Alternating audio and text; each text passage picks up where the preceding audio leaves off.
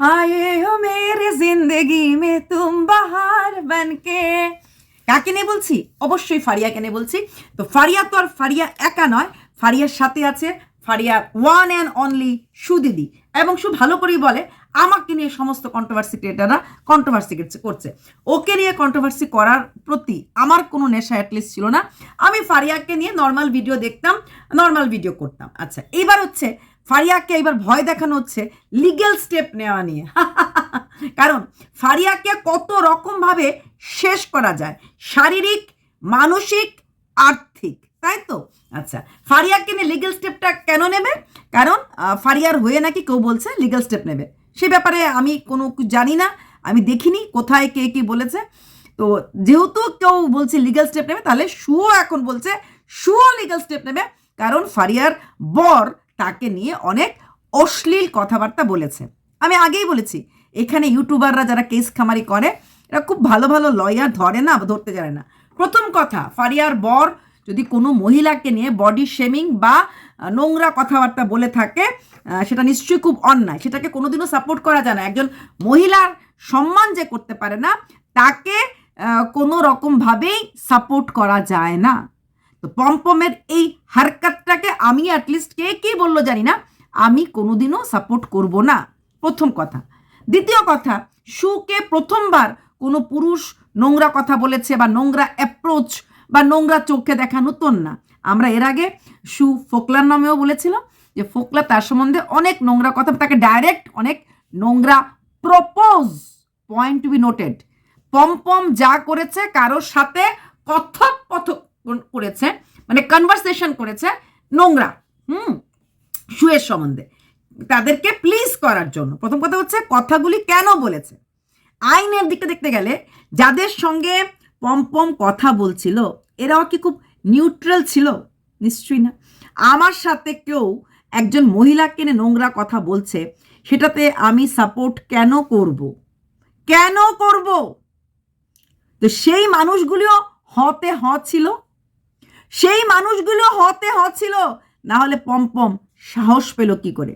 যদি পম্পমের সাথে সেই মানুষগুলির শ্রদ্ধার বা সম্মানের সম্পর্ক থাকে তাহলে নিশ্চয়ই পম্পম তাদের সাথে কথা বলতে সাহস পেত না। তার মানে ওরাও হ্যাংলামির মতো করে কথা বলেছে বলেই হ্যাঁ আমার সামনে একটা আমার থেকে ইয়াং বয়সের ছেলে মেয়ে নোংরা কথাবার্তা বলার সাহস তখনই পাবে যখন সেই সাহসটা আমি দেব। তার মানে যাদের সঙ্গে কথা বলছিল এরা যদি বলতে আই চুপ কর, চুপ, কি বলছিস, কি নোংরা কথা বলছিস, তাহলে কি পম্পম বলতে সাহস পেত? যদি ভুলও একটা লাইন বা দুটো লাইন বলে ফেলে তৃতীয় লাইনটা বলার মতো সাহস পেত না। যেহেতু শু বলেছে, অনেক কথা বলেছে এবং অনেক কিছু ওর কাছে প্রুফ সহিত আছে, তার মানে পম্পম কারোর সাথে কনভার্স করেছে এবং সেই কনভারসেশনটা কার সাথে করেছে? যাদের সাথে করেছে এদেরও কিন্তু কোথাও না কোথাও সহমত ছিল। সহমত ছিল। আর তার প্রমাণ কিছু কন্ট্রোভার্সি ক্রিয়েটার আছে যারা কিনা ওই সময় শুয়ের যখন শু ফ্ল্যাটে গেছিল শুকে নিয়ে অনেক কথা বা অনেক ভিডিও করছিল এবং অনেক কিছুই নাকি ফারিয়া থ্রুতে আউট হয়েছে এবং ফারিয়া ডাইরেক্ট তার সাথে সাথে যোগাযোগ করেও নি, ফারিয়া তাদেরকে চিনতেও না। অন্য কেউ এখানে এই কমিউনিকেশন গ্যাপটার ভেতরে ব্রিজ হয়ে ওই কনভারসেশনটা চালাতে সাহায্য করেছে। তাহলে শুধু শুধু থ্রেটেনিং দিয়ে কোনো লাভ হবে না। শু শস্যের মধ্যে তো ভূত। পম্পম কথা একা বলেনি, পম্পম যার সাথে কথা বলেছে সেও সহমত পোষণ করেছে। আর সহমত পোষণ না করলে first line, second line, third লাইনে বলতে বাধ্য করতো স্টপ স্টপ স্টপ স্টপ, করেনি। ঠিক আছে, ফারিয়াকে শেষ করার জন্য তোমরা চেষ্টা করছো, চালিয়ে যাও। ঈশ্বর বাবা বলো না ঈশ্বর আছে, কারণ একটাই কথা, তুই কেন মুখ খুলছিস না? কেন মুখ খুলবে ফারিয়া? মে জুন মাসে বিয়ের পর থেকে যখন আমরা বলছিলাম আরো জিনিস নে, আরো জিনিস চা, ফারিয়া কোনোদিন মুখ খুলেছিল? ওই একদিনই মুখ খুলেছিল আমাদের সম্বন্ধে, আমাদেরকে বরাহ নন্দন বলেছিল। শুধু বলেনি, এমনও বলেছিল কন্ট্রোভার্সি ক্রিয়েটাররা তো বরাহ নন্দন, তাদের বাপ মাও ছোট লোক, তাদের বাচ্চাগুলিও ছোট লোক। মুখ খুলেছিল, তারপর আমরা সবাই মিলে ওকে ঠাস ঠাস ঠাস ঠাস করে দিয়েছি, ও বসে গেছে, আর কোনো কথা বলেনি।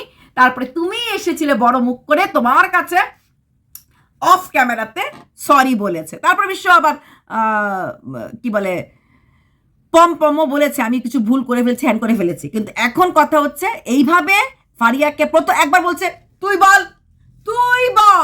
যে তোর বাড়িতে আমি গেছিলাম। ও ভিডিও করে চলেছে, কিন্তু মুখটা কার খুলতে লাগবে? ফারিয়াকে খুলতে লাগবে। ফারিয়া কি তোমাকে ইনভাইট করেছিল যে আসো আসো আসো? না, তুমি যেচে ওর বাড়িতে গেছো। তোমার মতো একটা অ্যানাকন্ডাকে দেখলে পরে কেউ না করতে পারবে না, না আবাহন কারোর থাকবে, না বিসর্জন কারোর থাকবে। তারপর ফোন কলাকল, হ্যাঁ অবশ্যই ফারিয়া ভুল করেছে, কারণ ফারিয়াও ফোন কল করেছে। এমন না ফোনটা একদিক থেকে এসে। তাহলে তোমার যদি এতই আত্মসম্মান বোধ থাকতো, 1% মুখ তুলে ব্যাগ উঠিয়ে ফারিয়ার বাড়িতে, কারণ ফারিয়ার স্বামীর নাম পম্পম আর কেয়ার অফ স্বামীতেই আমরা থাকি, ঠিক আছে? তাহলে সেখানে সেই বাড়িতে যাওয়ার পর এখন মনে হচ্ছে শ্লীলতাহানি করেছে। অশ্লীল কথাবার্তা যারা বলে মজা পায়, তাদের আবার কে শ্লীলতাহানি করে? কে শ্লীলতাহানি করে? যদি মান সম্মান থাকতো তাহলে কি করে ফারিয়া বাড়িতে তুমি যেতে? প্রথম কথাই তো উকিল বলবে, দেখুন জাজ মশাই, ইয়োর অনার, এই মহিলাকে অপমান করেছে, মহিলা জানে, এই মহিলাকে নোংরা কথা বলেছে, মহিলা জানে, তারপরও মহিলা ব্যাগ উঠিয়ে চলে গেছে শুধুমাত্র জানার জন্য সে প্রেগনেন্ট কিনা, শুধুমাত্র কন্ট্রোভার্সির জন্য, কিছু খুরাক পাওয়ার জন্য, ফুড ফর কন্ট্রোভার্সি। তাহলে তার মান সম্মান যদি থাকতো, সে কেসটা কেন করবে যে সে আমার নামে এরকম করে কথা বলেছে, আমার মান সম্মান হানি হয়েছে? প্রথম কথা, এই যে বলে না অল্প বিদ্যা ভয়ঙ্কর, অফ ক্যামেরা যে কথাটা সামাজিক মাধ্যমে বলাই হয়নি, এক গুটুরগু হয়েছে 1 to 1 পার্সনের মাঝখানে, ঠিক আছে? একজনের সাথে আরেকজনের কথা। আমার ঘরে বসে এখন আমি আমার অ্যাপার্টমেন্টে যতগুলি ফ্ল্যাটের যতগুলি মানুষ আছে সবার সম্বন্ধে আমি খারাপ কথা বললাম। এটাকে কখনোই ডিফেম বা সোশিয়াল হ্যারাসমেন্ট বলে কিচ্ছু হয় না। তাই ফালতু কোর্ট কেস করে ফারিয়ার এগেনস্টে কিছুই তুমি করতে পারবে না, কিছুই করতে পারবে না, কারণ ফারিয়া সোশিয়ালি মুখ খোলেনি, ফারিয়া সোশিয়ালি ডিফেম করেনি, বরং কোনো গ্রুপের সাথে বসে কোনো বাজে কথা বলছিল, এবং সেই বাজে কথাগুলি তখনই বলা যায় যখন কিনা গ্রুপের অন্যরা সহমত পোষণ করে। আসল কথা, ফারিয়াকে শেষ করার জন্য এক এক দিন এক এক কথা। এক সময় মধু আন্টি জেনেও আমাকে বলেনি, একবার বলছে যে না মধু আন্টি জানে না, আরেকবার বলছে না মধু আন্টি জানে। এই দেখো, একবার বলছে মধু আন্টির সাথে ফোনে ওর কথা হয়নি, কি মার খবর রাখিস, তোর মা খুব কষ্টে আছে, মার খুব শরীর খারাপ। যেই মেয়ে মা বাবাকে কষ্ট দেখার পরও এত আনন্দ থাকতে পারে, তাকে তো মেয়ে বলে নেওয়া হয় না। দুনিয়ার লোকের আশীর্বাদ নিচ্ছিস, নিজের মা বাবাকে ভুলে গেছিস। মানে একটা পয়েন্টের সাথে ও নিজেকে খুব বড় কন্ট্রোভার্সি কুইন ভাবে, কিন্তু একটা পয়েন্টের সাথে আরেকটা পয়েন্টের কোনো মিল নেই। আবার বলছে হ্যাঁ অবশ্যই তোর সঙ্গে তোর মার কথা হয়, আমাকে তোরা ধোকা দিয়েছিস, আমি হচ্ছি বোকা মানুষ। তুমি বোকা না, চুয়ে খাকার বিল্লি চালে হাজমে, তুমি হচ্ছ এই ধরনের মেয়ে। হ্যাঁ, সুকে যে বোকা বলে সে হয়ে গেছে। মাটির ওপরে যতটুকুন, মাটির নিচে ততটুকুনি ওর হাইট, ঠিক আছে? এক ফোঁটা মানে বুদ্ধি কম না। ম্যান্ডির কি বলেছে, ওকে ওর ক্যামেরাতে দেখাবে না, তো কি হয়েছে? ম্যান্ডির লাইভ থেকে ফটো নিয়ে এসে দেখো গে, নর্মাল ভিডিওগুলিতে 5K 6K 7K হচ্ছে, কিন্তু ম্যান্ডির সেই ফটো লাগিয়ে সেই ভিডিওটাতে 10K ভিউজ। এইভাবে খাবো না তো এইভাবে খাবো, 10K ভিউজ ও ঠিক আদায় করে নিয়েছে। বললাম না, ইমোশন, টাইম সব কিছু ইনভেস্ট করে, কারণ কোনো কিছু ওয়েস্ট করে না, কোনো কিছু নষ্ট করে না, প্রত্যেকটা সেকেন্ড। এটা খুব শিক্ষার জিনিস। অনেক ব্লগ মানে কন্ট্রোভার্সি ক্রিয়েটর যখন ও ভিডিও করতো, মানে ব্লগ করতো, আমিও করেছি, যে ওর 7:55 ওঠা, 8টার সময় ভাত গড় দেওয়া, 9টার সময়, এগুলি কিন্তু কোনো কিছু খারাপ না। ও যে কতটা টাইম ম্যানেজমেন্ট করে, ও কতটা টাইমকে দাম দেয়, ওর প্রত্যেকটা সেকেন্ডের ওর কাছে দাম আছে। এটা কিন্তু শিক্ষার জিনিস। শুয়ের ভালোটা আমি সবসময় গর্ব করে কন্ট্রোভার্সি ক্রিয়েটর হিসেবে ভালো বলি। সেখানে দাঁড়িয়ে শু এই যে একবার এটা বলা একবার ওটা বলা, কারণ একবার ও যেভাবেই হোক ফারিয়াকে নিজেদের গ্রুপের মাঝে এনে মানে একদম ঘেটে, কেমন লাগলো ওদেরকে লাথি খালাম, আসলে কিচ্ছু না। একটাই উদ্দেশ্য, ফারিয়া যদি মুখ খুলে ফারিয়াকে সমস্ত কন্ট্রোভার্সি ক্রিয়েটররা ছিঁড়ে খাবে। আর তখন ও মাঝখানে গেছিল না, প্রোটেক্টার, আমি বলবো তোরা কেউ বলতে পারবি না। তো ওই রকম করে ও ফারিয়ার প্রোটেকশনের নাম দিয়ে অন্যদের কাছে কথা, তারপরে কি হবে, কন্ট্রোভার্সিটা বন্ধ হয়ে গেলে ফারিয়ার ভিউজটা আরও পড়ে যাবে। আমরা যদি কথা না বলি তখন কি অটোমেটিক্যালি দেখবে সেই চ্যানেলটা একটুখানি বসে যায়। এখন ফারিয়াকে নিয়ে তোমরা যারা ফারিয়াকে ভালোবাসো ভাবছো যে ফারিয়াকে নিয়ে কথা বলে তার ক্ষতি চাইছি না, তাতে কি কন্ট্রোভার্সি মানে চর্চায় থাকলে পরে, এর জন্যই তো ম্যান্ডি কন্ট্রোভার্সি ছুঁড়ে দেয়, ঝরে ঝরে পড়ে।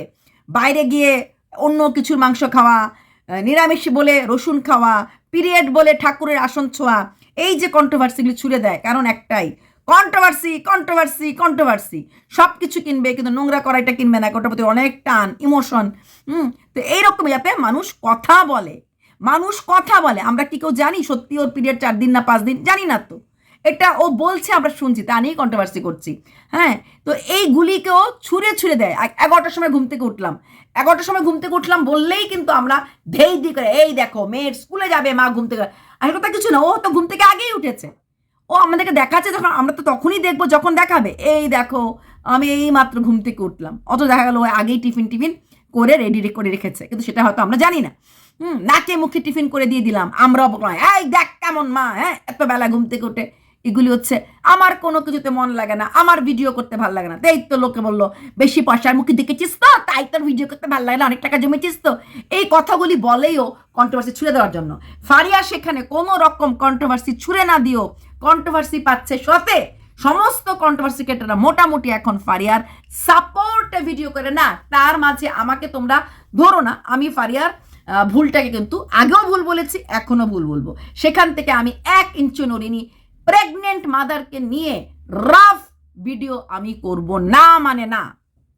আচ্ছা, সেখানে ফারিয়াকে নিয়ে এখন সামান্যভাবে মুখে বলে হয় নাই, একদিন হাই লাগবে করছিল, মানে আরেকটা সাইকোলজিক্যাল ইম্প্যাক্ট। হ্যাঁ, মা ফারিয়া, তাহলে একটা মা হওয়ার সময় আমাদের মনটা দুর্বল হয়ে যায়, তোর জন্য এমন করে বলছে, হ্যাঁ কারোর চোখের জলে তোর কিন্তু হাই লাগবে, অটোমেটিক্যালি ফারিয়া ভয় পেয়ে যাবে। আচ্ছা, সেটা গেল হাই লাগা। তারপর মাঝখানে কি হলো, তুই নিয়ম মানিস না, যেমন কত নিয়ম ও জানে, এটা খা ওটা খা, শাড়ি, হ্যাঁ কোন ভিউয়ার্সরা বলেছে ওকে শাড়ি, নতুন শাড়ি পরতে না, হ্যান না তেন না, এই সময় নতুন পরতে নেই, স্বাদের পরে পরতে লাগে। এইখানে একটা কথা আমি বলতে বাধ্য হচ্ছি, আমাদের দেশের যেসব মেয়েদের বিয়ে হয়, বিয়ের পর মোটামুটি শ্বশুর বাড়িতে নতুন কাপড় চোপড় নিয়ে যায়, এবং 40% বলতে পারি এখনো মেয়েরা বিয়ের পরই মানে উইদিন 1 মান্থ 2 মান্থ প্রেগনেন্ট হয়ে যায়। সেখানে বিয়েতে পাওয়া যে শাড়িগুলি আছে নতুন বউ হিসাবে, সেই নতুন শাড়িগুলিই পরে। এমন অনেক মেয়ে থাকে বিয়ের আগে, মানে সাধারণ ঘরের বিয়ের আগে সেরকম কোনো ভালো পুরনো কাপড়, মানে পুরনো ড্রেস ছিল না, তো বিয়েতে পাওয়া প্রেজেন্টেশনের শাড়িগুলি বা বিয়েতে পাওয়া মা বাবারাও অনেক সময় নতুন 2-3টা শাড়ি কিনে দেয়, গায়ে হলুদের শাড়ি থাকে, অধিবাসের শাড়ি থাকে, আরও কি থাকে না আমাদের, তো অনেকগুলি নতুন শাড়ি আমরা ওই সময় পরি। তো সেই শাড়িগুলি কিন্তু মেয়েরা বিয়ে প্রেগনেন্সি পিরিয়ডে নতুনই পরে, ওই স্বাদ হওয়ার জন্য ওয়েট করে না। তাই এই যে জ্ঞানগুলি দেওয়া, এটা যে বললাম আমি চুটিয়ে আনারস খেয়েছি, হ্যাঁ কারণ আমি জানতামই না আনারস খেতে নেই। চা আমার ভীষণ ফেভারিট একটা জিনিস। তো তাই না, আমি যখন বঙ্গাঙ্গ থাকতাম, আমার হাজব্যান্ডের বন্ধুর বাড়িতে গরু পালতো, মাসিমা প্রচণ্ড ভালো কফি বানাতেন। প্রেগনেন্সি পিরিয়ডে মাসিমার বাড়িতে যেতাম, গেলে পরেই বলতেন কি খাবে, জিজ্ঞেস করতো, চা না কফি। মাসিমার হাতের মতো কফি এত টেস্টি, মানে একদম খাঁটি গরুর দুধ দিয়ে দারুণ। প্রথম কথাই বলতাম মাসিমা কফি খাবো, জানি না আমি তো সুস্থ সবল বাচ্চাই দিলাম, সব দিকে সুস্থই। তাই এই চা খেতে নেই, কফি খেতে নেই। হ্যাঁ, যেসব মহিলারা বাইরে কাজ করে, স্কুলে কলেজে প্রেগনেন্সি পিরিয়ডও চাকরি করছে, এরা কিন্তু লাঞ্চ ব্রেক, টি ব্রেকে, স্কুল কলেজ অফিস সব জায়গাতেই চাওয়ালা বা চায়ের এসে থাকে, ওরা কিন্তু চা খায়। হ্যাঁ, নিজের চোখে দেখা, একজন না বহুজনকে দেখেছি। সেখানে এখন চা খাওয়া ভালো না, কফি খাওয়া ভালো না। হ্যাঁ, সন্ধ্যার পরে অনেক সময় যাদের ঘুমের ডিস্টারবেন্স হয়, এদের জন্য বলা হয় সন্ধ্যার পরে চাটা ইসে করো। অনেকে দুধ চা খায় না, এই সময় অ্যাসিডিটির একটা বেশি থাকে ইয়েটা, কিন্তু চা খায় না। সাউথ ইন্ডিয়ানরা যেরকম কফি ছাড়া থাকতেই পারে না, কফি খায় না। আমি বারবার বলেছি, পেঁপে আমি এখনও লাইক করি না, তখনও লাইক করতাম না। পেঁপেটা হয়তো আমি খাইনি, বা খেলেও হয়তো 1 টুকরা 2 টুকরা, যে কোনো পুজোর প্রসাদ হিসেবে খেয়ে থাকি, এসব আমি জানতাম না। যেমন আমার এক বান্ধবীকে জিজ্ঞেস করলাম কথায় কথায়, ওই পেঁপের ওর খুব ভালো লাগে বলছিলাম, জিজ্ঞেস করেছিলাম তুই এত ভালোবাসিস, ওই কথার থেকে উঠেছিল যে প্রেগনেন্সি পিরিয়ড খেতে নেই, এগুলো দূর এখন না এগুলো শুনি, তখন তো জানতাম না, আমি তো চুটিয়ে পেঁপে খেয়েছি, চুটিও পেঁপে খেয়েছে। হ্যাঁ, বলে এগুলো জানিই না, যেটা সত্যি কথা। হ্যাঁ, ও জানেই না ওর ওর বিয়ে হয়েছে সাউথ, মানে বিয়ে হয়েছে মানে বিয়ের পরে চলে গেছে সাউথ ইন্ডিয়াতে, ব্যাঙ্গালোরে। হ্যাঁ, একটা কোন জায়গায় ওখানে ওর মালিকের ঘরে নাকি দারুণ টসটসে পেঁপে হতো, মালিক নাকি ওকে পেঁপে দিত, নাকি জান দিয়ে পেঁপে খেতে, পাকা পেঁপে। ওই পেঁপের থেকে কথা বলেছে যে ও কোথায় গেছিলি, বাজারে গেছি, কি এনেছিস, পেঁপে এনেছি, জানিস দারুণ পেঁপে পেয়েছি, একসঙ্গে দুটো নিয়ে এসেছি। তো ওই পেঁপের থেকে আমি জানিস তো এখন তো লোকে পেঁপে খেতে, ও বলতো তুই পেঁপে খেতে ভালোবাসিস না, হ্যাঁ ভালোবাসি না, এখন তো লোকে প্রেগনেন্সি খেতে না বলে, এরকম করে বলছিলাম। বলে ধুর, প্রেগনেন্সিতে না বলে, আমার তো মালিকের ঘরে পেঁপে গাছ ছিল, আমাকে পেঁপে দিত, ভীষণ মিষ্টি মিষ্টি পেঁপে থাকতো, আমি তো খুব পেঁপে খেয়েছি। ও কিন্তু দুটো টুকটুকা সুন্দর বাচ্চা, যেমনি পড়াশোনায় তেমনি দেখতে তেমনি নাচ গানের বাচ্চার মা। আমিও পেঁপে হয়তো খাইনি, বললাম না, আনারস খেয়েছি, আমিও কিন্তু দুটোর সময়ই খেয়েছি। চার কথা তো বলেই লাভ নেই, কফির কথা তো বলেই লাভ নেই। তাই এই যে কথাগুলি, না না, আমি আমাদের ধর্মের নিয়মের এগেছে যাচ্ছি না, এগুলি যারা জানে তারা জানে, যারা জানে না তারা জানে না। হ্যাঁ, মানে বলে না, যারা না জেনে আমরা অনেক কিছু করি, সেটা তো হয়তো খারাপ না। তবে সবচেয়ে বড় কথা হচ্ছে ডাক্তার, মানুষ কেন বলতো পুরনো কাপড়গুলি বেশি করে পরে ফেলো, যেটা আমি ওর ক্ষেত্রেও বলেছি, পুরনো কাপড়গুলি নরম করতে জন্য বেশি করে বলা হয় পরতে, যে এই পুরনো কাপড়গুলি পরে দেওয়া তোমাকে পরতে হবে না, তারপর তুমি কাঁথা সেলাই করতে, কারণ আগেকার দিনে আমাদের প্রচুর কাঁথা লাগতো, সে কাঁথা সেলাই করার জন্য প্রচুর কাপড় লাগতো। তারপরে ওষুধঘরের যে কাপড়গুলি ইউজ হয় মেয়েদের জন্য, মহিলারও মানে মারও লাগে অনেক ধরনের, আগেকার দিন তো কাপড়ই ইউজ করতো, তাই ওই পাতলা নরম নরম কাপড় ইউজ হতো ওষুধ ঘরের সময়টাতে। আর সেই ওষুধ ঘরের কাপড় কিন্তু ওই পুজোর মানে কী বলে এটাকে, ব্রত হওয়ার পর সেই কাপড়গুলি আমরা আর ইউজ করি না, সেটা বেডশিটই হোক, বেড কাভারই হোক, নাইটি পরি, যে যেটা পরে। ওই যে ওষুধ ঘরের যে 1 মান্থ কারোর হয়, কারোর 11 দিনের হয়, ডিপেন্ড করে। আমাদের যেরকম ছেলে হলো 1 মাস, মেয়ে হলো 1 মাস, অনেকের আছে 21 দিন, মেয়ে হলে 21 দিন, ছেলে হলে 1 মাস, এরকম। আবার অনেকের তো ব্রাহ্মণদের বোধহয় কত এই 13 দিন না 15 দিন, এরকম ডিফারেন্ট লোকের ডিফারেন্ট থাকে। তো ওইগুলি ইউজ করা যায় না, তার জন্য পুরোনো কাপড়গুলি নরম করে নাও, সেই কাপড়গুলি তারপর আর পরবে না, ওই কাপড়গুলি তখন ওই নানা রকম কাজে লাগবে, কাঁথা, তারপরে মাদেরও কাজে লাগবে। তাছাড়া পুরনো কাপড়ের অনেক, যেহেতু পুরনো কাপড়গুলি একদম পুরনো, ওগুলি ফেলে দিতে আমাদের কষ্ট হবে না, আর এই সময়ে প্রেগনেন্সি পিরিয়ডে গরমটাও বেশি লাগে, পেটের মধ্যে বাচ্চা থাকে তো গরমটা, তাই গরমের জন্য এই পাতলা পাতলা ফুনফুনা কাপড়গুলি পরতে আরাম লাগে শরীরে, তার জন্য লোকে বলে পুরনো কাপড় পরে থাকার জন্য। ঠিক আছে, তো এইগুলো সেই কথাগুলি নিয়েও ওকে ঠোকা হচ্ছে প্রতি মুহূর্তে। আচ্ছা, এদিকে কিন্তু আবার বলছে ভালো চাই, কারণ ও মিলটা কোনো অবস্থাতেই ছাড়তে চাইছে না। এই যে ফোকলার সাথে এত কিছু হওয়ার পরও মিলটা ছাড়তে চায়নি। কেন ছাড়তে চায়নি? কারণ একটাই, ফোকলা বলেছিল চোপার ব্র্যান্ড প্রমোশন বা অ্যাডে ও সাহায্য করেছে, মানে ফোকলা সাহায্য করেছে, ফোকলা মেইল করেছে, ম্যান্ডি তো আছেই ব্র্যান্ড প্রমোশন হতে জানে, প্লাস এই ফারিয়া বেবিও কিন্তু মাত্র 30K হওয়ার পর থেকেই কিন্তু আমরা দেখেছি ব্র্যান্ড প্রমোশন করেছে, একটা দুটো যাই হোক। তো সেইগুলির জন্য ওর কিন্তু লক্ষ্যটা ওই দিকেও আছে, যে এইভাবে খাবো না ওইভাবে খাবো, কারণ ভুলে যেও না ও কিন্তু ব্লগারও, তাই সেখানে যদি ফারিয়ার থেকে একটু সাহায্য পায় ক্ষতি কি, ম্যান্ডির থেকে সাহায্য পায় ক্ষতি কি, এমনকি ফোকলার মতো একটা এইরকম একটা ছেলের কাছ থেকেও সাহায্য নিতে বা চাইতে বা পেতে ওর কোনোদিনই ওর অসুবিধা হয় না। বললাম না, প্রত্যেকটা সিচুয়েশনকে কিভাবে হ্যান্ডেল করতে হয়, প্রত্যেকটা ব্যাপারকে কী করে ইউজ করতে হয়, প্রত্যেকটা মানুষের মন মানসিকতা কি করে ইনভেস্ট করতে হয়, সেটাও খুব ভালো করে জানে। ঠিক আছে, এইবার ফারিয়াকে কিছু কথা বলবো। কালকে তুমি তোমার অনুভূতি শেয়ার করেছো, অবশ্যই মা হওয়ার অনুভূতি একটা বিশাল অনুভূতি। তুমি বাচ্চাগুলি বলছি আমি, বাচ্চাটাকে দেখেছো, হার্টবিট শুনেছো, এগুলো খুব সুন্দর কথা, খুব সুন্দর ফিলিংস। যখন ওই মুভমেন্টটা দেখায় না, জলের মাঝে ঘুরছে, কি দারুণ ফিলিংস। কিন্তু একটা কথাই বলবো না, যেহেতু এটাও যে তুমি বলে একদিকে তুমি এইগুলি মানো না, একদিকে এইগুলি মানো, কারণ তোমার আশেপাশে প্রচুর শত্রু আছে, তোমার খারাপ চাওয়ার মতো প্রচুর লোক আছে। তুমি আমরা বলছো, আমি জানি না এটা বলে আমি ভুল করছি কি না করছি, খুব এক্সাইটেড হয়ে কিছু বলতে চেও না, খুব এক্সাইটেড বলতে চাও না। ঠাকুর ঠাকুর করে কোনো মতে তুমি এই 9টা মাস পার হয়ে যাও। তারপর যখন ওই যে কাল ওদিন তোমার দিদি বলছিল না, মা তখন তো হলে পর তো 2-3টা লোক লাগে একটা বাচ্চা বড় করতে, মানে পালতে। হ্যাঁ, মানে ছোট বাচ্চা যখন হয় তখন প্রচুর পরিশ্রম থাকে, মানে বিশাল চিন্তা। 2-3টা লোক মোটেই লাগে না। হ্যাঁ, একটা ঘরের রান্না বান্নার লোক থাকলে একজন হয়ে যায়। আর একটা ওই প্রথম দিকে তো স্নান টান করাতে পারে না, নতুন নতুন মা যদি হয়, যদি ঘরে কেউ না থাকে বড় মানুষ, মানে বৃদ্ধ মানুষ বা মানে এক্সপিরিয়েন্স মানুষ, নট বৃদ্ধ, তাহলে ওই বাচ্চাটাকে তেল মালিশ স্নান করার জন্য একজনকে রাখলেই হয়ে যায়। তো একটা লোক এমনিই থাকে, কারণ ওই সময় ওষুধ ঘর থেকে মানুষ রান্না ছোঁয়া ধোয়ার ব্যাপার থাকে। 2-3 মাস সিজার হলে এমনিও পারে না উঠবোস করা, কাজকর্ম করা। ওই 1.5-2 মাসের জন্য রান্না একটা লোক লাগে। আর তারপর ওই শেক স্নান যারা পারে না তাদের জন্য লাগে। আবার যারা যেসব মানুষরা পারে, হ্যাঁ, যার মাই ধরো এক্সপার্ট, যার শাশুড়ি এক্সপার্ট, ওষুধ গড় তুলতেও পারছে, রান্নাও পারছে, এরা, আমি কিছু ব্লগারকে দেখেছি, দিয়া টিয়া এরকম অনেক, প্রিয়া টিয়াকে দেখেছি, এরা কোনো বাইরের লোক না, তো বাইরের কাজের লোক রেখেছে বাচ্চার স্নান করা, বাচ্চার ওইসব যত্ন করার জন্য। ওদের মা, ওদের শাশুড়িরা এনাফ, শাশুড়ির থেকে বেশি মেয়েদের মারাই এগুলি করে, ওরাই এনাফ ছিল আরামসে বাচ্চাকে স্নান করা। আমি আমার ননাসের মেয়ের ক্ষেত্রে দেখেছি, আমার ননাসই পারতো ওই বাচ্চাটাকে স্নান টান করাতে, সব কিছু করাতে।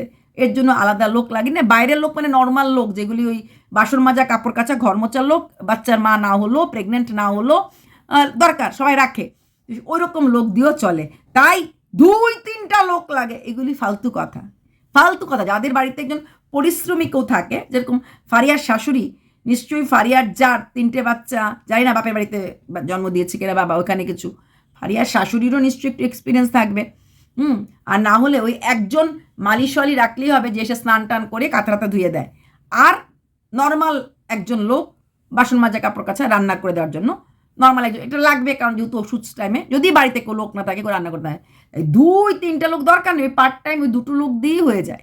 হ্যাঁ, আর ওই স্নান করানোর লোকটা ওই 3 মাস বা 2 মাস পর্যন্ত দরকার পড়ে। যারা যারা 2 মাস করে তারপর নিজেরাই মারা, যেসব মারা সাব্যস্তেরা শিখে নেয় কীভাবে বাচ্চাকে স্নান করানো, কীভাবে যার যেমন ক্ষমতা শিখে নেয়। আর তার থেকে বড় কথা, এরকম অনেক ব্লগার আমি দেখেছি, সানি, ঋতিকা, প্রিয়া, তারপর দিয়া নাগের মতো এত বড় চ্যানেলের মালিক, এত বড়, ওদের কিন্তু কোনো আলাদা কোনো লোক রাখিনি বাচ্চার স্নান কাঁথার জন্য। ঘরের কাজের লোক যে প্রথমে ছিল শেষেও ছিল, সেটা আলাদা কথা, কিন্তু আলাদা কোনো ন্যানি টাইপ বা আয়া টাইপের দরকার পড়েনি, ওদের শাশুড়ি বা ওদের মারাই করতে পেরেছে। তাই এত ওয়েল উইশারের কাছ থেকে এত হিতোপদেশ আমার মনে হয় না পেলেও কিছু ফারিয়ার যায় আসে না। তবে একটা কথাই ফারিয়াকে বলবো, সাবধান থাকো, সচকিত থাকো। হ্যাঁ, তোমাকে এখন প্রথম হায়ের ভয়, দ্বিতীয় যদি তুই প্রেগনেন্ট না হস লোকে তাহলে কি বলবে, ভিউজ তোর পড়ে যাবে সেটার ভয়, নানা রকমভাবে ভয়। অ্যাকচুয়ালি ওইসব ভয়ের কারণেই কিন্তু ফারিয়া চাইলেও হয়তো চেয়েছিল আরও কয়েকদিন পরে হয়তো বলতে পারতো, ফারিয়াকে বাধ্য করালো ফোর্স করে। এটা হচ্ছে technique, this is called technique of a controversy creator. তোকে বলতেই হবে, এটা দিয়ে বল, ওটা দিয়ে বল। हाँ रे, कोर्ट केस करने दो ना, इतना भी इजी नहीं है, कोर्ट केस करने दो, পয়সা কোন ফেকেগা। সু দিদি ভাই পয়সা খরচ করে কোর্ট কেস করবে না। হ্যাঁ, এখন সু দিদি ভাইকে সামনে দাঁড় করে রেখে যদি কেউ, সু দিদি ভাইকে সামনে দাঁড় করে রেখে যদি কেউ পেছন থেকে কেউ গুটি নাড়ে, আলাদা কথা। এদিকে বলছে ফারিয়াকে প্রচণ্ড ভালোবাসি, তাহলে ফারিয়ার কাছেও শুধুমাত্র প্রথম কথা হচ্ছে সামাজিক মাধ্যমে কোনো কিছু না বললে, কোনো রকম কথা, রাজাকেও মানুষ পেছনে শালা বলে, তাহলে তো আমাদের বড় নেতা মন্ত্রীরা সারাদিন অমুকে চাওয়ালের নামে, অমুক দর্জির নামে, অমুকের নামে খালি কেস করতেই পারতো, কারণ অমুককে কেউ বলছে চোর, কেউ বলছে হ্যান। হ্যাঁ, প্রথম কথা। দ্বিতীয় কথা, বলেছে আমি মানলাম, কিন্তু কার সাথে বলেছে তার রোলটাও ইওর অনার দেখবে।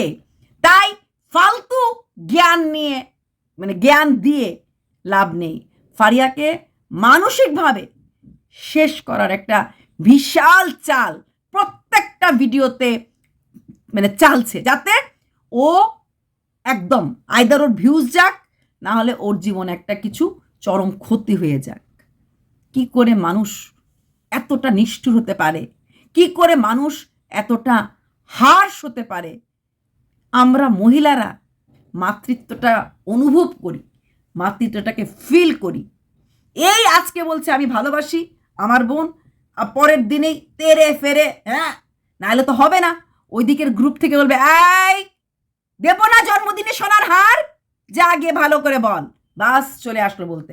লক্ষ্য একটাই, ফারিয়া মুখ খুলবে, আমরা সবাই মিলে ফারিয়ার বিপক্ষে যাব, তখনও একটার পর একটা পক্ষে ভিডিও করে ফারিয়ার মন গলাবে, তারপরে ফারিয়ার ঘরে আসবে হুঙ্গা হুঙ্গা, তখন গিয়ে ভিউজ কামাবে। ঠিক আছে? কারণ এখন বোধহয় আর ফারিয়ার নতুন বাচ্চা আসলে পরে ফারিয়ার পক্ষে ওর পোষ্যটাকে রাখা সম্ভব হবে না, সম্ভব হবে না। তাই পোষ্য রাখার জন্যই কি ওই ম্যান্ডির মাকে নিয়ে রাখা হয়েছিল? এটাও কিন্তু আমার প্রশ্ন। হতে পারে এই ঝপা মাসিকে নিয়ে রেখেছিল, কারণ ঝপা মাসি তো ম্যান্ডির পোষ্যটাকে রাখে, তাই কোনো অবস্থাতে যদি এই ইসের মা ম্যান্ডির মাকে ওখানে মিল করতে পারে, তাহলে ঝপা মাসি হয়তো সময় অসময়ে ওর পোষ্যটাকেও রাখবে। একটা কথা জেনে রাখো, একটা সেকেন্ড, একটা মুহূর্ত সে কারোর সাথে স্বার্থ ছাড়া মেশে না। আর রইল বাকি মান সম্মান, যদি মান সম্মান এক সেকেন্ডের জন্য থাকতো, যে রিম্পার চ্যানেলটা গ্রোই করেছে, ওকে নিয়ে বলে বলে বলে বলে তার সঙ্গে দোস্তি কোনো দিন করতে পারতো না। সীমার সাথে এত নোংরা ভিডিও করার পর সীমার বাড়ি যাওয়ার ইচ্ছা প্রকাশ করতে পারতো না। আর বলছে আজকে পম পম নাকি ওকে অশ্লীল কথা বলেছে, সে অশ্লীল কথা বলা মানুষটার বাড়িতে যেতেও মানে দ্বিধাবোধ করেনি। ফোকলার সাথে কথা বলতো, যে কিনা নোংরা প্রপোজ করেছে। কতটা কতটা নিচু স্তরের হলে পরে মন মানসিকতা এরকম হতে পারে। তাই যার কোনো সম্মান নেই, সে যদি আত্মসম্মানের কথা বলে, হ্যাঁ, আমরা তো ফিরেও তাকাবো না। আমাকে নিয়ে এরকম নোংরা ভিডিও করেছে, এর সাথে কথা বলবো, ছি, আথু আথু তোর মুখে ডু। হ্যাঁ, তো যার কোনো মানে সম্মান নেই, সে যদি আত্মসম্মান নিয়ে কথা বলে, তাহলে সে কতজনের এগেনস্টে বলবে? আমার শ্লীলতাহানি ফোকলা করেছে, আমার শ্লীলতাহানি পম করেছে, দেখা যাবে আরও খুঁজলে পরে আরও কতজন করেছে। তাহলে এগুলি বললে হবে? কথাই বললে হবে না, কাজে করে দেখাতে লাগবে। বাই।